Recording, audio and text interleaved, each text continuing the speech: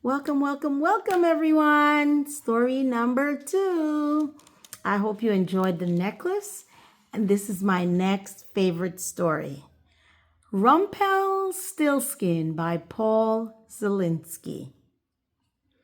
Once there was a poor miller who had a beautiful daughter.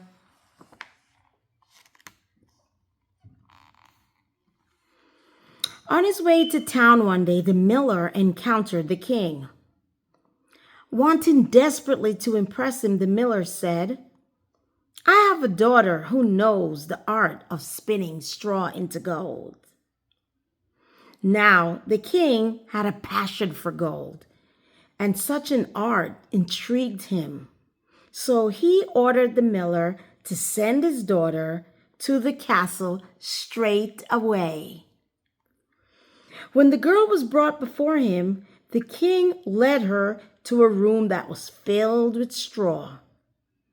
He gave her a spool and a spinning wheel, and he said, "You may spin all night. But if you have not spun this straw into gold by morning, you will have to die." With that, he locked the door, and the girl was left inside alone.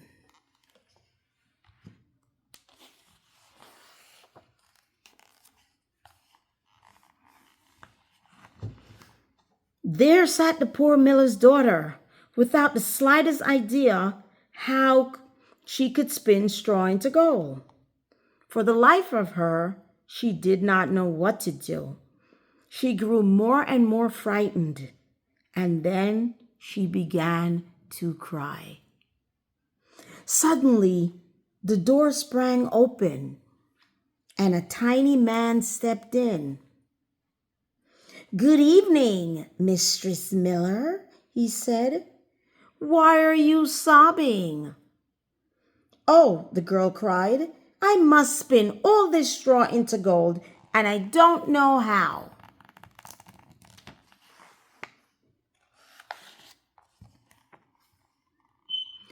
"What will you give me if I spin it for you?" the little man asked. "My necklace," answered the girl. The little man took the necklace and sat down at the spinning wheel.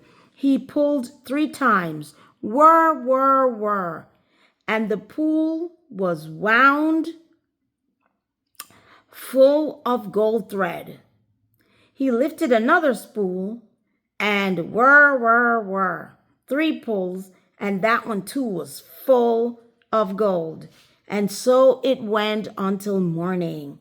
All the straw was spun, and all the spools were full of gold.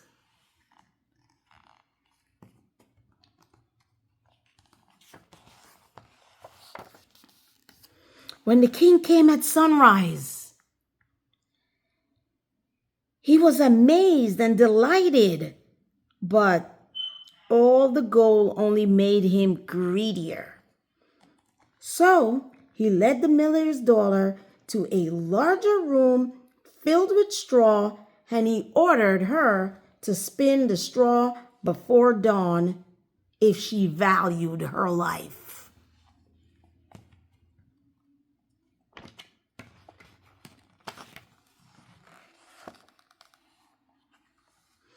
The girl did not know what to do. She began to cry. Once more the door opened and the little man stepped in. "What will you give me if I spin this straw into gold for you?" he asked. "The ring on my finger," answered the girl, and the little man took the ring. Then he sat down the spinning wheel, whirring, whirring, and before the night was over, he spun all the straw into gleaming gold once more. Shortly after sunrise, the king returned.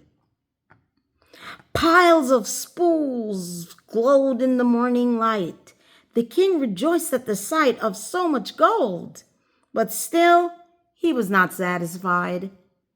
He led the miller's daughter to a third, even bigger room that was piled high with straw. "Tonight, you must spin this straw too," ordered the king. "And if you succeed, you shall become my wife." He thought, "I could not find a richer wife in all the world."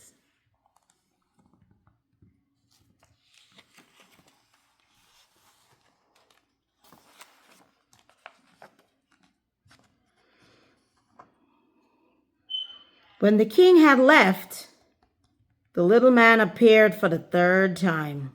"What will you give me if I spin for you yet once more?" he asked. "I have nothing else," the girl replied. "Then promise that when you become queen, your first child will belong to me." The miller's daughter gasped. How could she promise such a thing? She thought. But who knows whether that will ever happen anyway? And as she could think of no other way to save herself, she promised him. And the little man once again spun all the straw into gold.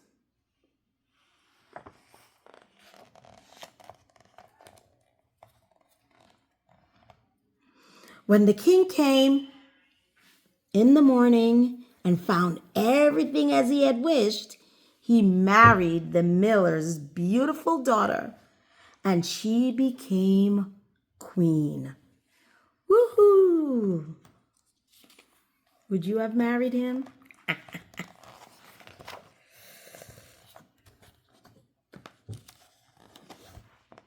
A year passed, and the queen brought a handsome baby boy into the world. She scarcely had a thought about the little man. But then one day, he appeared suddenly in her room. "Now give me what you promised," he demanded.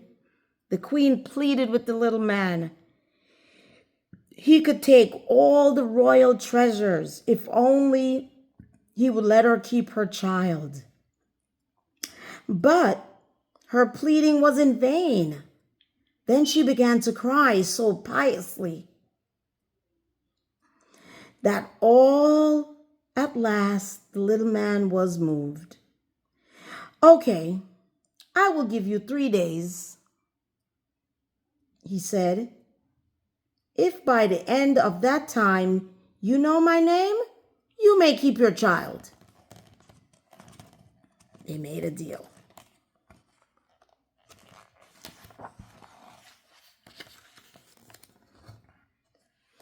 Long into the night, the queen sat,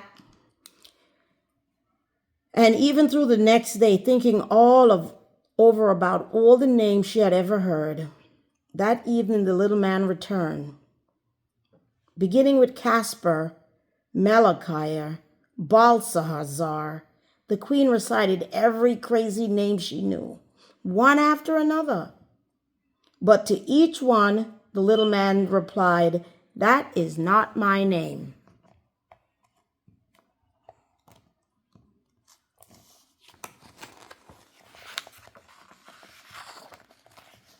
The second day, the queen had inquiries made in town, searching for new names. And when the little man came that evening, she posted the strangest and most unusual ones to him. He tried beastie ribs and Lego ram and string bones, but he would only reply, "That is not my name."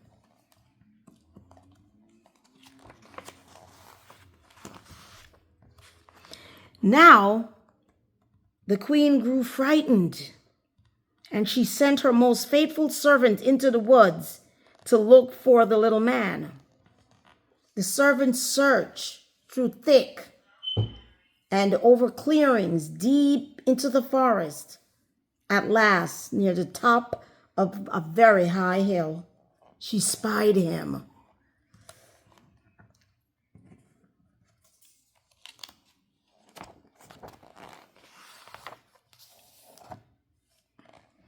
He was riding on a spoon around a great fire and crying out, I brew my beer, I bake my loaves, and soon the queen's son I'll claim. Oh, lucky me, for no one knows that Rumpelstiltskin is my name. The servant made her way back as fast as she could. Back to the castle. You can't imagine how glad the queen was when she heard the name.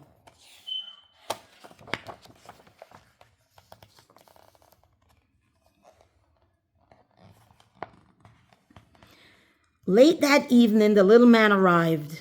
Now, Mrs. Queen, he said, do you know my name or do I take your child? So the queen asked him, is your name Will? No. Is your name Phil? No. In that case, is your name Rumpelstiltskin? The devil told you that. The devil told you that, shrieked Rumpelstiltskin. And in a fury, he jumped on his cooking spoon and flew out the window.